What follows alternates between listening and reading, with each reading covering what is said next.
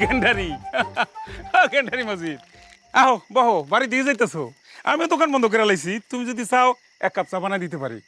তুমি আর নতুন ব্যবসা দিয়ে আমাকে ভুলেই গেছো।